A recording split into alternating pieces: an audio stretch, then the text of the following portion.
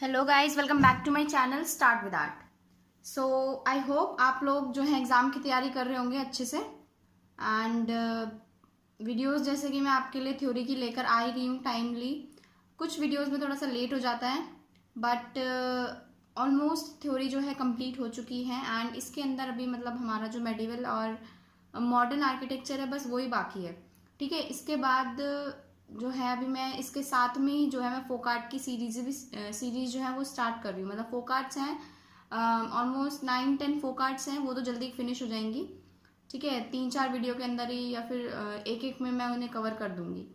सो आज की जो वीडियो है वो मैं गुप्ता एज का, यानी कि जो गुप्ता का आर्किटेक्चर था उसके लिए लेकर आई हूँ। एंड लास्ट टाइम हमने पढ़ा था पोस्ट मॉडर्न आर्ट। ठीक है, अमरावती, गांधार और मथुरा स्कूल ऑफ आर्ट के हमने फीचर्स वगैरह देखे थे। ठीक है, स्कल्पचर्स देखे थे, उनकी विशेषताएं देखी। देन जो है उससे पहले हमने जो है ज़्यादातर मौर्यन टाइम के जो स्कल्पचर्स वगैरह थे वो सब बने थे, वो देखे थे। एंड उससे पहले इंदस के। सो आज जो है ये एंशियंट के अंदर हमारा गुप्ता में, एंशियंट सिविलाइजेशन में, मतलब एंशियंट आर्किटेक्चर के अंदर हमारा जो ये गुप्ता है ये लास्ट टॉपिक है। ठीक है, ये पूरी वीडियो में मैं इसमें पूरा गुप्ता जो आर्किटेक्चर है वो कवर कर दूंगी, क्योंकि इसमें ज़्यादा कुछ ऐसा सच है नहीं। पेंटिंग्स में हमने काफ़ी कुछ पढ़ लिया था इसके बारे में। ठीक है, सो स्टार्ट करते हैं फिर आज। The emergence of Gupta empire in 4th century AD is often held as the golden period of Indian architecture. So Gupta empire जो है 4th century AD में जो डेवलप हुआ था ये, या फिर जो है पीक पे था उस टाइम पे। सो इसे golden period of Indian architecture भी कहा जाता है। ठीक है, क्योंकि इसमें काफ़ी ज़्यादा डेवलपमेंट्स हो रहे थे। पोस्ट मॉडर्न के बाद अचानक से मतलब हर चीज़ में काफ़ी ज़्यादा डेवलपमेंट्स होने लगे थे, जिसकी वजह से बुद्धिस्ट और जैन आर्ट जो है वो अपने पीक पर पहुंच गए थे गुप्ता पीरियड के दौरान। ठीक है, गुप्ता एज के टाइम पे वो लोग अपने मतलब जो वो आर्ट थे, आर्टिस्ट, बुद्धिस्ट आर्ट जो थी और जैन आर्ट जो थी वो अपने पीक पे थे। सो सबसे पहले हम स्टार्ट करते हैं आर्किटेक्चर से। यहाँ का आर्किटेक्चर कैसा है? सो इसमें सबसे पहले आता है cave architecture. During the Gupta period architectural developments of the caves remain constant. So Gupta period के टाइम पे जो केव का डेवलपमेंट चल रहा था वो कांस्टेंट था, जैसे कि पोस्ट मॉडर्न में केव्स वगैरह बन रही थी। सो वो जो है कंटिन्यूड रहा एंड आगे भी काफ़ी सारी केव्स वगैरह बनती रही। However, the use of mural paintings on the walls of caves became an added feature. हाँ, जो म्यूरल पेंटिंग्स होती हैं वॉल्स पे, ये काफ़ी ज़्यादा नया एक एडेड फीचर बन गया गुप्ता सिविलाइजेशन का, कि यहाँ पर म्यूरल पेंटिंग्स बनाई जाने लगी। Some of the finest examples of mural paintings can be found in the caves of Ajanta and Ellora. और सबसे ज़्यादा फाइनेस्ट एग्जांपल्स हमें देखने के लिए मिलते हैं अजंता में और एलोरा में। सबसे पहले हम पढ़ते हैं अजंता केव्स, जो आर्किटेक्चर के अंदर केव्स में आती हैं। Ajanta caves, then Ellora caves. ठीक है, सो अजंता केव्स को देखते हैं। ज़्यादातर जो इसकी पेंटिंग्स वगैरह हैं वो हमने पेंटिंग के टाइम पे कंप्लीट कर ली थी। सो आर्किटेक्चर में अब स्कल्पचर बचते हैं। स्कल्पचर्स में जो भी इंपॉर्टेंट है हम लोग देखते हैं। ठीक है, Ajanta is a series of rock cut caves in Sahyadri ranges on Waghora river near Aurangabad in Maharashtra. So Ajanta caves Aurangabad में, महाराष्ट्र में लोकेटेड हैं, वागोरा रिवर के पास। ठीक है, संध्यारी रेंजेस में। There are total of 29 caves. 29 caves हैं, क्योंकि लास्ट वाली जो केव थी वो शायद डिस्ट्रॉय हो गई है, या फिर उसे एज अ केव कंसिडर नहीं किया जाता, तो वो काफ़ी ज़्यादा शैटर्ड हालत में थी, तो इसीलिए 29 केव्स हैं।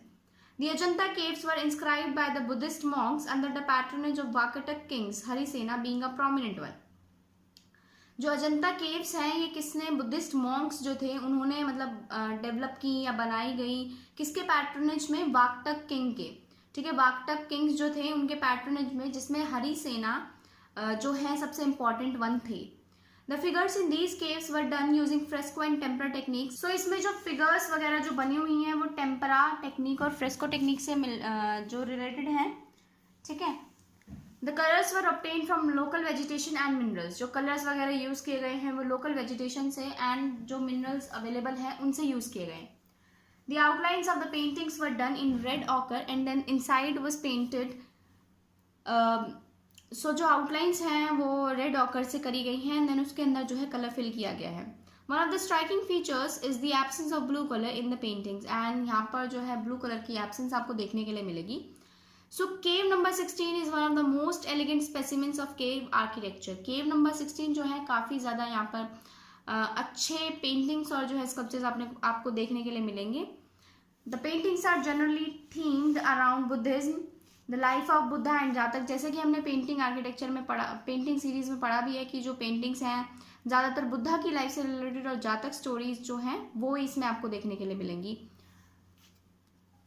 One out of the 29 caves, 5 were developed during the Heian phase, while the remaining 24 were developed during the Mahayan phase of Buddhism. So जो 29 caves हैं, जो 5 caves हैं वो डेवलप हुई थी हीनियन फेज के टाइम पे, क्योंकि बुद्धिज्म 2 पार्ट्स में डिवाइडेड है, हीनियन एंड महायान। सो जो 24 caves हैं वो डेवलप हुई थी महायान फेज के टाइम पे। ठीक, ये चीज़ आपको ध्यान रखनी है। Reference of Ajanta caves can be found in the travel accounts of Chinese Buddhist travellers फा हियन एंड ह्यून सांग। सो हमें अजंता केव्स का रेफरेंस जो है कहाँ से मिलता है? जो चाइनीज बुद्धिस्ट ट्रैवलर थे दोनों, फा हियन और ह्यून सैंग, इनके अकाउंट से, इनके ट्रैवल, जब ये ट्रैवल करते थे तो अकाउंट्स जो थे इन्होंने बनाए थे, उससे हमें जो है इनका मेंशन मिलता है। Some prominent sculptures of Ajanta caves are, जो है आपको अच्छे स्कल्पचर जो हैं कुछ देखने के लिए मिलेंगे। Mahaparinirvana of Buddha in cave number 26, ये जो स्कल्पचर है बुद्धा का केव नंबर 26 के अंदर है। Then Naga king and his consorts in cave number 16, और नाग किंग और कॉन्सोर्ट उनके केव नंबर 16 में। सो ये कुछ 2 इंपॉर्टेंट स्कल्पचर्स हैं। ठीक है, ये जो है अजंता केव से रिलेटेड है। सो जितना इनफ था उतना मैंने आपको इसमें बता दिया है। बाकी अगर आपको और ज़्यादा सेल्फ स्टडी करनी है, अजंता के बारे में पढ़ना है, तो बहुत कुछ अवेलेबल है, सब कुछ पढ़ लीजिए।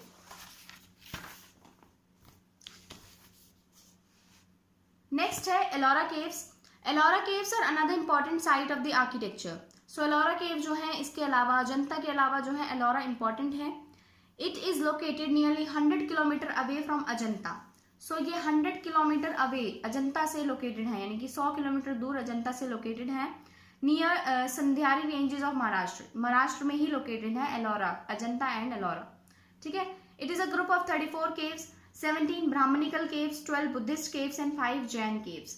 सो जो है ये ग्रुप ऑफ, मतलब यहाँ पर जो है रिलीजन्स आपको तीनों देखने के लिए मिलेंगे, ब्राह्मणिकल यानी कि Hindu religion, Buddhist religion and Jain religion. The set of caves were developed during the period between 5 to 11th century AD. जो सेट ऑफ केव्स हैं वो डेवलप्ड हुए थे 5 से 11th सेंचुरी एडी में। Hence the caves reflect a natural diversity in terms of themes and architectural style. So यहाँ पर आपको नेचुरल डाइवर्सिटी देखने के लिए मिलेगी आर्किटेक्चरल स्टाइल में भी और थीम्स में भी। केव 1 से केव 12 तक जो है बुद्धिस्ट केव्स हैं, केव 13 से केव 29 तक जो है हिंदू केव्स हैं, एंड केव 30 से 34 तक जो है जैन केव्स हैं। सो ये चीज़ें कुछ इंपॉर्टेंट है कि कितने किलोमीटर दूर है अजंता, ठीक है, कितनी टोटल नंबर ऑफ केव्स हैं, कितनी ब्राह्मणिकल, कितनी बुद्धिस्ट और कितनी जैन केव्स हैं, प्लस कौन से नंबर की केव्स, जैसे केव नंबर 1 से 12 तक जो है बुद्धिस्ट केव्स हैं, केव 13 से 29 तक हिंदू। सो ये जो इंपॉर्टेंट पॉइंट्स हैं ये लोग आप नोट डाउन कर सकते हैं अगर आप नोट्स वगैरह बना रहे हैं। सो ये काफ़ी इंपॉर्टेंट हैं ये।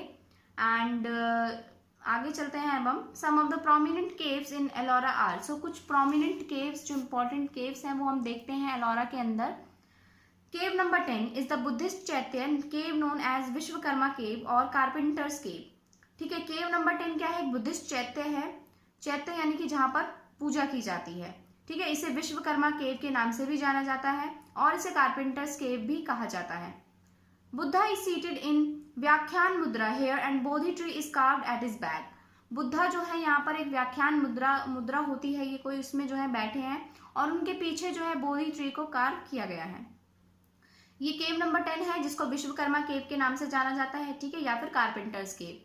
इसके बाद जो केव नंबर 14 है वो रावण की खाई के नाम से जानी जाती है। ठीक है, ये आपने इंपॉर्टेंट है, ये याद रखना है। केव नंबर 15 जो है दशावतार टेम्पल है। सो केव नंबर 15 को दशावतार टेम्पल के नाम से जाना जाता है।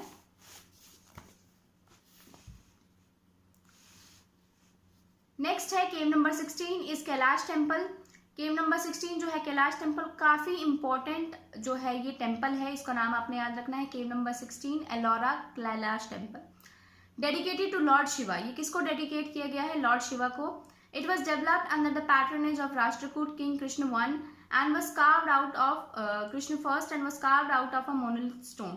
सो ये किसके पैट्रनेज में, यानी कि किसके देखभाल में ये जो है टेम्पल बना था? राष्ट्रकूट किंग्स, इसमें से स्पेशली नाम दे रखा है कृष्ण फर्स्ट।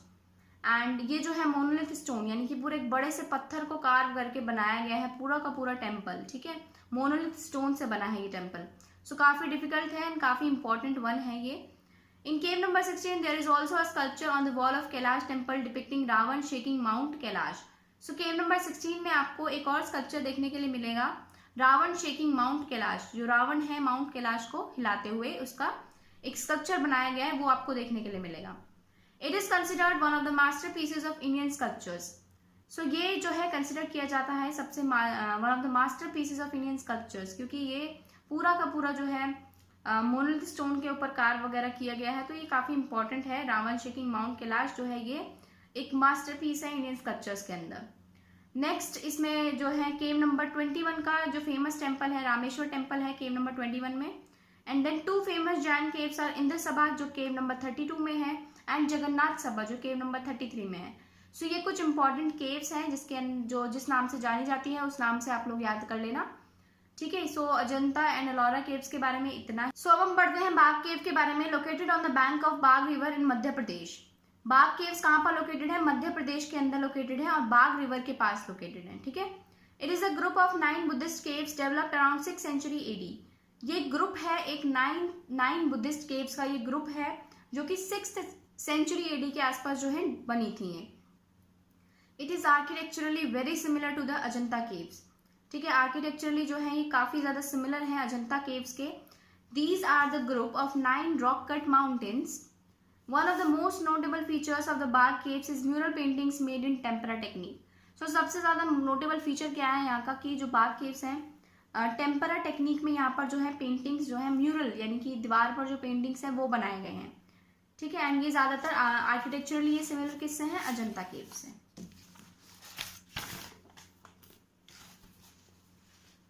नेक्स्ट आता है हमारा उदयगिरी केव्स, ठीक है। ये वो उदयगिरी केव्स नहीं है जो हमने पोस्ट मॉडर्न आर्ट में पढ़ा था, ठीक है। उदयगिरी एंड खंडगिरी केव्स वो नहीं है ये।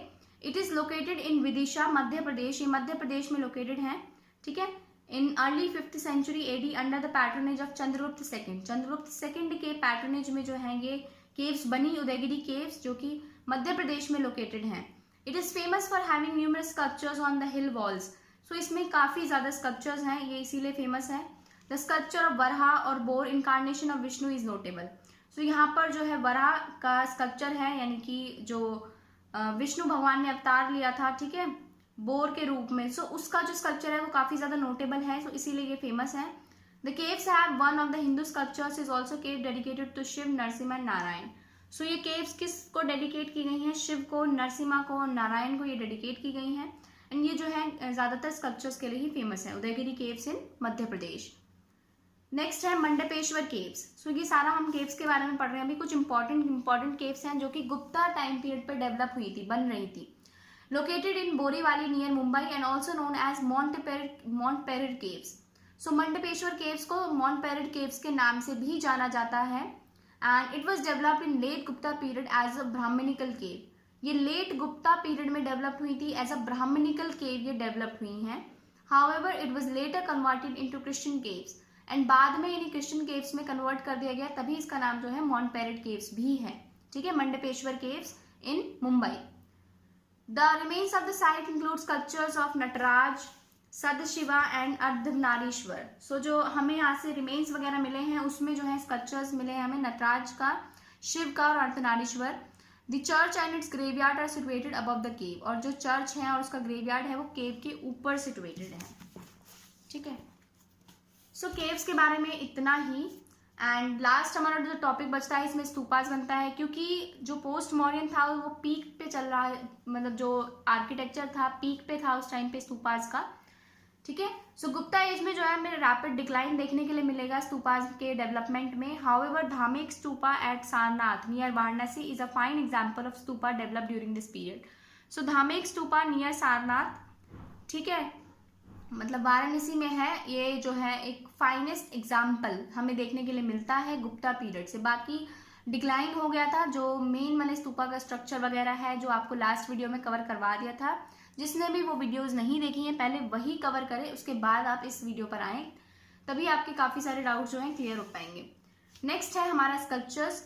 During the Gupta period a new school of sculpture developed around Sarnath. So Gupta period के टाइम पे जो सारनाथ के आसपास एक नया स्कूल डेवलप हुआ था, जैसे कि हमने पोस्ट मॉडर्न में अमरावती, गांधार और मथुरा स्कूल पढ़े थे, ऐसे यहाँ पे जो है एक नया स्कूल डेवलप्ड हुआ। It was characterised by the use of cream colour sandstone and use of metal. So इसमें मेटल का यूज किया गया एंड क्रीम कलर के सैंडस्टोन का यूज किया गया। The sculptures of this school were properly dressed and lacked any form of nakedness. So इसमें जो है ड्रेपरी का काफी ज्यादा इंपॉर्टेंट रोल है। इसको प्रॉपरली मतलब जो भी स्कल्पचर्स हैं या बुद्धा है या जो भी हैं उनको प्रॉपरली ड्रेस्ड दिखाया गया है, ठीक है, और कोई भी नेकनेस नहीं है उनमें। The hello around the head of the Buddha was intricately decorated and hello जो बुद्धा के हेड के पीछे लगा होता है, जिनकी सर्कुलर फॉर्म में कुछ होता है ना, जैसे रोशनी आ रही है वहां से ऐसे सर्कुलर देवी देवताओं के पीछे भी आपने देखा होगा हिंदू इमेजेस में या जो भगवान की इमेजेस होती हैं, तो वो हैलो होता है। सो हैलो जो है वो आपको और ज्यादा डेकोरेटेड दिखेगा इसमें। जैसे कि इसमें एक एग्जांपल दे रखा है सुल्तानगंज बुद्धा जो कि 7 फीट हाई है। सो ये स्कल्पचर जो है गुप्ता पीरियड के टाइम का ही है, सुल्तानगंज बुद्धा 7.5 फीट हाई। ठीक है गाइस, सो आज की वीडियो में इतना ही एंड अब हम मिलते हैं नेक्स्ट वीडियो में। आई होप आपको ये वीडियो अच्छी लगी होगी, वैल्यूएबल लगी होगी। इसमें आपको थोड़ा बहुत मतलब गुप्ता का जो है ग्लिम्सेस आपको मिल गया होगा कि अच्छा क्या क्या डेवलपमेंट्स हुए थे, क्या नहीं हुए थे, क्या केव आर्किटेक्चर स्तूपा में क्या हुआ था, स्कल्पचर्स किस तरह के बन रहे थे, ठीक है। एंड ये गोल्डन पीरियड टाइम के नाम से जाना जाता है, तो इस पीरियड को जो है अच्छे से पढ़ लेना, इससे क्वेश्चंस आने के चांसेस बन जाते हैं। एंड मिलते हैं अब हम नेक्स्ट वीडियो में। एंड अगर आपको ये वीडियो अच्छी लगी है तो लाइक कर देना, कमेंट करके बताओ कैसी लगती हैं वीडियोस, एंड मिलते हैं अब हम नेक्स्ट वीडियो में। Take care, bye bye.